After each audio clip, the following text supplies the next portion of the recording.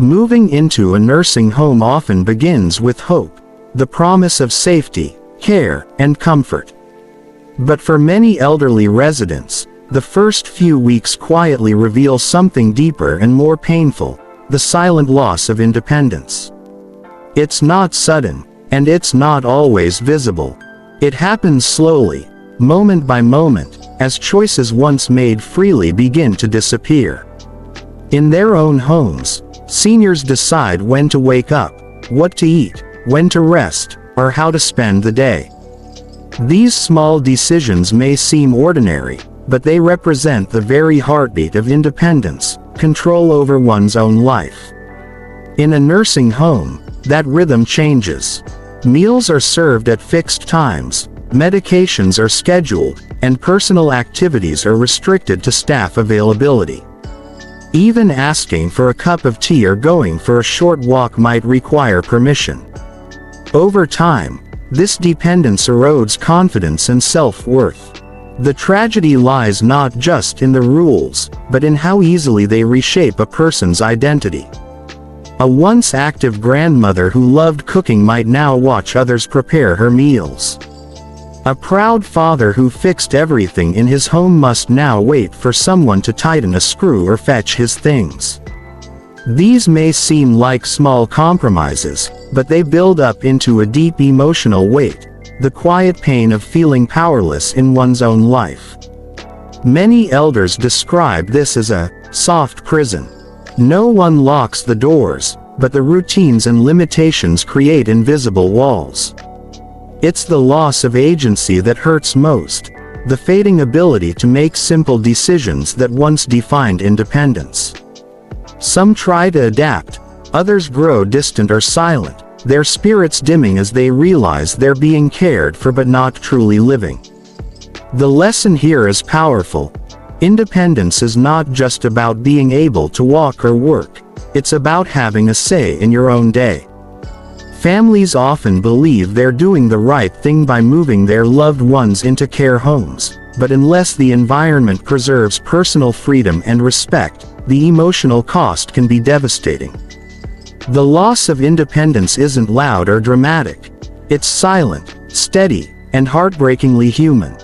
One of the hardest truths about nursing homes is that even though they're full of people, many residents feel deeply alone.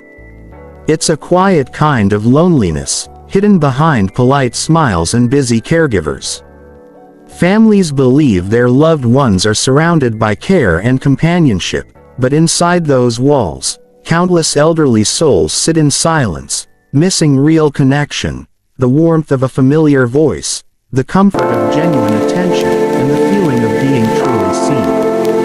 Nursing homes often prioritize safety and routine.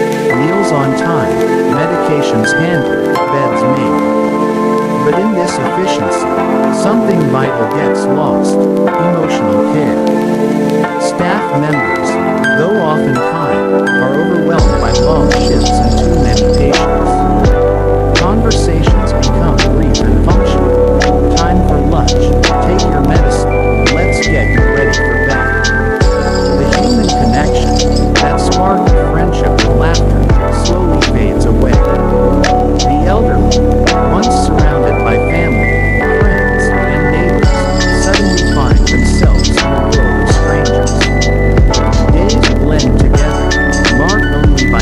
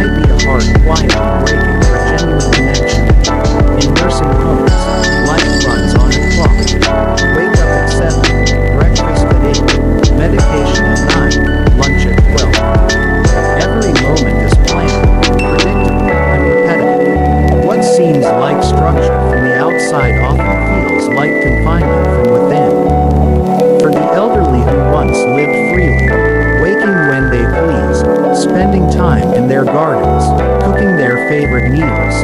This rigid routine quietly steals away the spark that makes life feel real. The first few days might feel comfortable. The order brings a sense of safety and stability. But as weeks turn into months, many residents begin to realize they are no longer living their life. They're living a schedule designed for efficiency, not individuality. Every decision, from what to eat to when to bathe, fits into the home's daily timetable. Spontaneity, the simple joy of doing something, just because, disappears. Real life thrives on variety and surprise. Deciding to sit by the window because the sunset looks beautiful, staying up late to watch an old movie, or skipping breakfast to sleep in. In a nursing home, those choices fade. The day feels mechanical, almost like pressing replay over and over again. Even activities meant for engagement, bingo nights, group exercises, crafts, can start to feel forced, lacking the personal meaning that made their hobbies special at home. This slow replacement of real life with routine can numb the soul. Many residents stop expressing their preferences because it feels useless. They learn to adjust, to say, "thank you," when someone chooses for them. Over time, they forget what freedom even felt like. It's not that the staff intends harm. It's simply that institutional life values order more than individuality. But life is not meant to be lived by the clock. A meaningful day isn't just about what gets done, but about what brings joy. For seniors, the difference between a routine and a life is emotional richness, the feeling that today matters. Families visiting their loved ones often notice this change. The once vibrant parent who told stories with energy now speaks softly, their eyes tired, their spirit dulled. That's what happens when routine replaces real living. It's not the care that kills the spirit, it's the monotony. True care should bring life, not just order. House is made of walls, but a home is built from memories. The smell of morning tea, the sound of familiar footsteps, the warmth of one's favorite chair. For many elders, moving into a nursing home feels like leaving behind not just a place, but a piece of their identity. The walls may be clean, the rooms well lit, yet something crucial is missing: the soul of home. At first glance, a nursing home seems comfortable: neatly arranged furniture, tidy beds, and smiling staff. But for the elderly, these spaces can feel strangely empty. Every object, every sound, every routine reminds them that they're living in someone else's space, under someone else's rules. Their personal items, a photo frame, a clock, a small blanket, may come with them, but they can't recreate the feeling of belonging that their own home once gave. The sense of home isn't just physical, it's emotional. It's the comfort of knowing where everything is, the peace of silence that's truly your own, the freedom to move and rest as you please. In a nursing home, those freedoms fade. Shared spaces replace personal ones, and privacy becomes rare. There's no kitchen to cook in, no garden to tend, no front door to open for loved ones. Instead, residents wait for meals, for medication, for visits, for the day to end. Over time, many elders stop referring to their rooms as home. They call it my room or this place. The emotional distance grows quietly, day by day. Some feel grateful for the care they receive, yet still long for the smell of their old home or the sound of a clock ticking in the hallway they once knew so well. That longing never quite disappears. It lingers like an echo of who they used to be. The vanishing sense of home is one of the most painful parts of aging away from familiar surroundings. It's not just nostalgia, it's the human need to belong somewhere that feels like ours. Families who understand this truth can help by bringing familiar objects, creating warmth in the room, visiting often, and reminding their loved ones that even if the walls have changed, home still lives in the heart. Without that feeling, even the safest place can feel unbearably cold. In the quiet corners of nursing homes, privacy, something once taken for granted, becomes a rare and fragile gift. For most of their lives, seniors have lived on their own terms. They closed their doors when they wished, kept personal items safe, and enjoyed moments of solitude without interruption. But once inside a nursing home, privacy shifts from a right to a privilege, often granted only when it fits within the system's rules. Many residents share rooms with strangers, separated by thin curtains that offer little more than the illusion of privacy. Conversations, phone calls, or quiet prayers are often overheard. Even personal care, bathing, dressing, taking medicine, involves someone entering their space, assisting, watching. Though done with good intentions, this constant presence chips away at the sense of dignity and independence that every person deserves. Imagine being unable to choose when to sleep, or having staff knock and enter without waiting for a reply. For elders who've lived full, independent lives, this intrusion can feel deeply uncomfortable. Some grow silent, afraid to ask for space or time alone, fearing they might seem ungrateful. Others withdraw emotionally, retreating into themselves as a way to protect what little privacy they can still control, their thoughts. Privacy isn't just physical, it's emotional too. In a nursing home, even feelings are often monitored. Staff observe moods, families ask about health, doctors track emotions. While the intention is care, it sometimes leaves elders feeling exposed, as though they've lost the right to keep their inner world to themselves. This quiet loss can deeply affect self-esteem. The ability to shut a door, to read in silence, to weep privately, or to simply be alone, these moments are essential to the human spirit. Without them, a person begins to feel less like an individual and more like part of a system. True dignity in care means preserving privacy, even in shared environments. It's about knocking before entering, respecting personal boundaries, and understanding that solitude is not neglect, it's a form of respect. When nursing homes forget this, they reduce human beings to patients, not people. And that's the greatest tragedy of all.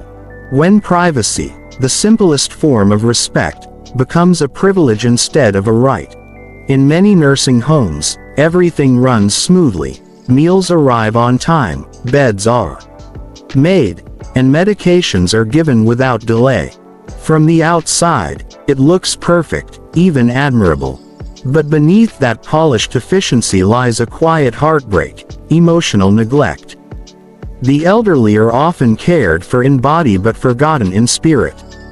The system works like a machine, precise, organized, and unfeeling. The tragedy is that this neglect rarely looks cruel. It hides behind polite smiles and busy schedules. Caregivers follow their tasks diligently, ensuring every box is checked. Vitals, hygiene, meals, rest. Yet the very thing that makes someone feel human, emotional connection, slowly disappears. A gentle word, a shared laugh, or a few extra minutes of listening could make all the difference, but in the rush to stay efficient, these moments are often skipped. For many residents, days start and end in silence. They are addressed kindly, but impersonally, dear, sir, madam, names replaced by routines. Over time, they begin to feel invisible. No one asks about their memories, their favorite song, or the people they miss. Their emotional world shrinks until they stop trying to express it at all. This form of neglect doesn't leave bruises, but it breaks something inside. Emotional isolation can lead to depression, anxiety, and even faster cognitive decline. And worst of all, it teaches the elderly to accept emptiness as normal. They start to believe they should be grateful for care, even if it lacks warmth. What makes this so painful is that emotional neglect is often unintentional. Care workers are underpaid, overworked, and stretched thin. They don't have the time or emotional energy to give more. The system, not the people, is often to blame. But understanding the cost of this neglect is vital. Humans, at any age, need to feel seen, valued, and loved. True care isn't measured by speed or order, it's measured by compassion. A few minutes of real conversation can heal more than 100 efficient tasks. Nursing homes that focus only on routines may succeed in maintaining health, but they fail in nurturing happiness. Efficiency may keep the body alive, but only empathy keeps the heart alive. At first, the move into a nursing home is filled with promises. We'll visit every weekend, you'll never be alone, it's just until you get stronger. Families mean every word. The first few weeks bring frequent visits, laughter, flowers, and long conversations. But as time passes, life outside moves faster, while time inside the nursing home moves painfully slow. Slowly, those visits become shorter, and then, less frequent. What begins with love often fades into absence. For the elderly, each visit is a lifeline, a reminder that they still belong somewhere beyond those walls. They wait with quiet excitement, dressing neatly, sitting near the window, eyes fixed on the door. When family arrives, even for a brief while, everything feels lighter. But when those visits stop, the silence feels heavier than ever. The days begin to blur, filled with routine and memories of voices that once filled the room. The reasons are often practical. Children have jobs, grandchildren have school, traffic is bad, time is short. Families tell themselves they'll go next week, but sometimes next week turns into next month. Meanwhile, the person waiting never stops hoping. They mark the calendar, glance at the clock, and tell the staff, "My son might come today." Each unfulfilled hope quietly breaks another piece of their heart. This fading connection leaves deep emotional scars. Many seniors begin to believe they've been forgotten or that they've become a burden. Even when the family's love is still there, the absence speaks louder than intentions. It's not just about the missed visits, it's about the message they send: you're no longer part of our daily lives. Some residents cling to old photographs, replaying family memories in their minds to fill the silence. Others grow distant, trying to numb the pain of disappointment. The emotional toll is devastating. Loneliness deepens, health declines, and the will to live weakens. But it doesn't have to be this way. Even short, consistent visits, phone calls, or video chats can bring immense comfort. What matters isn't the length of the visit, but the sincerity behind it. For many elders, moving into a nursing home feels like a sensible choice: safety, medical care, and support all under one roof. Families believe they're doing the right thing, ensuring comfort and stability for their loved ones.